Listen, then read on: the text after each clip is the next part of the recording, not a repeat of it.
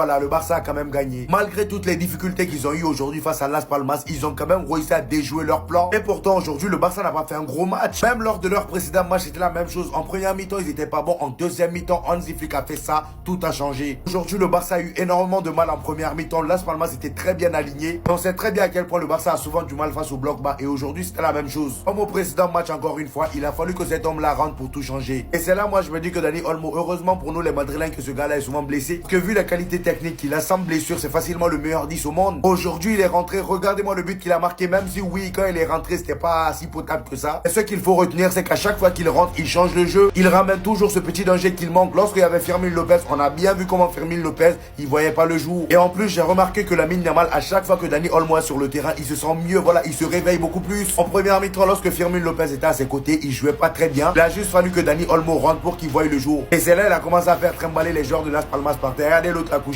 Cependant, faut quand même se dire la vérité sur Lamine Yamal. Malgré sa belle deuxième mi-temps, ces derniers temps, ça reste quand même assez compliqué pour lui. Déjà, de 1, il marque pas beaucoup en Liga. Et ça, à la limite, ça va, c'est rien. Et le problème est que ces derniers temps, il a trop de déchets dans son jeu. Lorsqu'on l'a changé aujourd'hui, il avait le visage complètement fermé. Je pense que lui-même, il en est conscient. Comment parler de ce match sans parler de l'entrée de cet homme-là, les amis, monsieur Ferran Torres. Encore une fois, le gars, il rentre, il ferme la bouche de Robert Lewandowski. Voilà. Il va falloir que Hansi Flick commence à songer à le mettre titulaire, parce que ça fait plusieurs fois qu'il prouve